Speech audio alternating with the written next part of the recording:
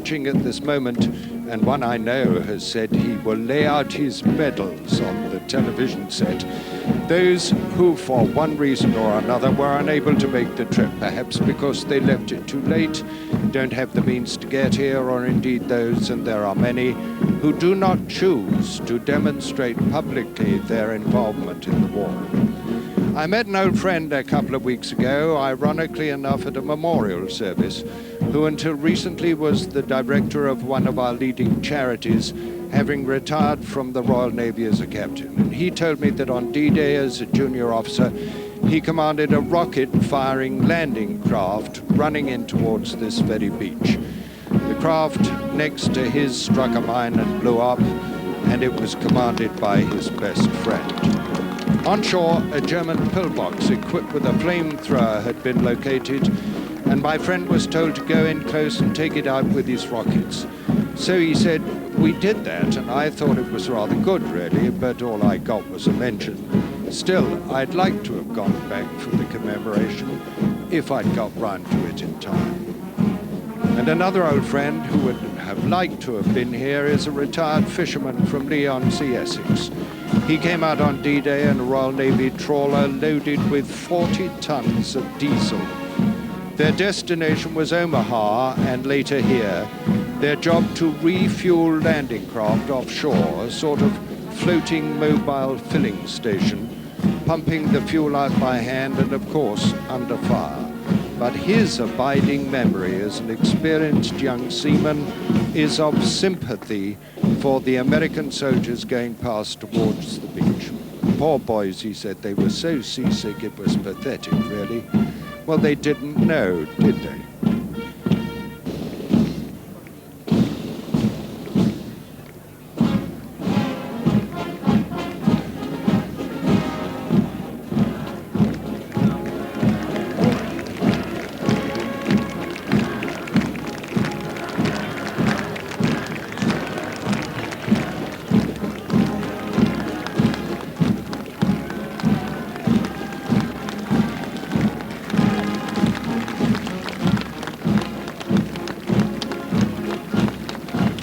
And of course, and by no means by accident, the tunes to which they march are those which they whistled and sang.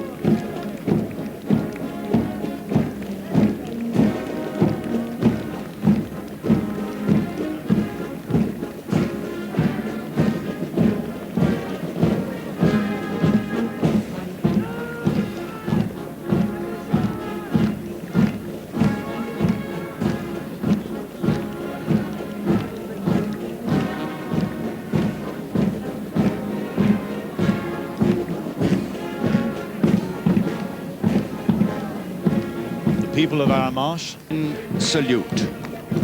They represent the bombers, the glider tugs and the transports which dropped the Paras, the fighters which kept the Luftwaffe at bay, and that successor to the Hurricane, the Hawker Typhoon, which provided such devastating close support. The crowd cheers, but above all, they represent the 8,000 British and Commonwealth aircrew who were lost during the Battle of Normandy, and the 12,000 RAF aircrew and 2,000 aircraft lost in the 2 months of intense operations prior to D-Day.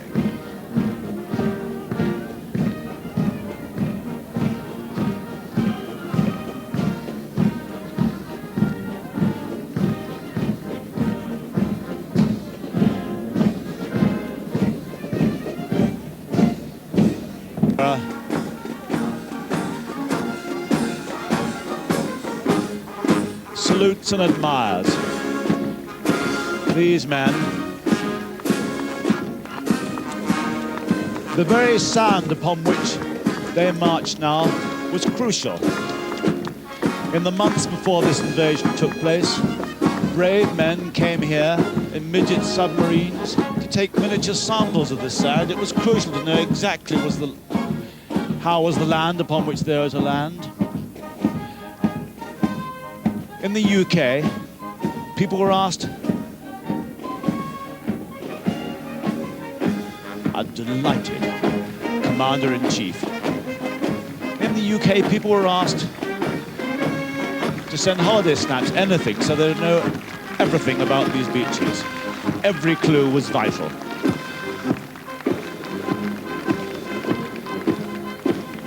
So Academy Sergeant Major Cox, Mr. Cox has done his stuff.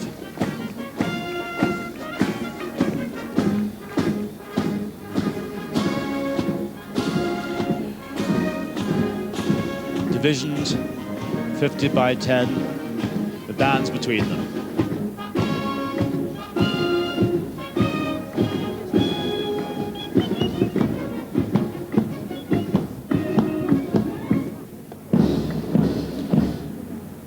The band of the Royal Marine Commandos march off to their march past, the march past of Her Majesty's Corps of Royal Marines. And now, as each band marches off, we shall hear its regimental march past.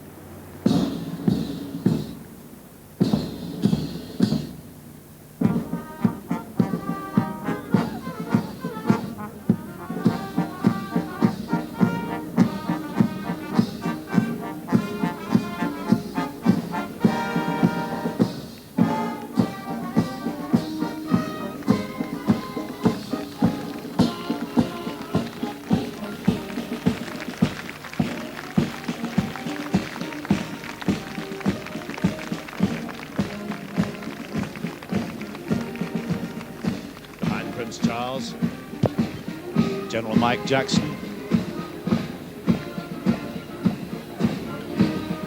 3rd Division can be pleased with the parade they organised today. Mark you, they'll be the first to tell you it was all about the veterans for whom they organized it.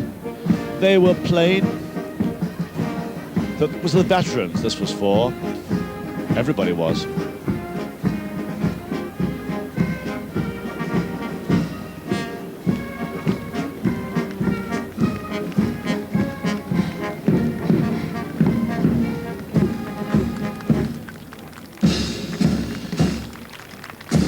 Above this beach, Gold Beach at Arramonches, there are 3 flags flying. The tricolour, the Royal Standard, and the Union flag.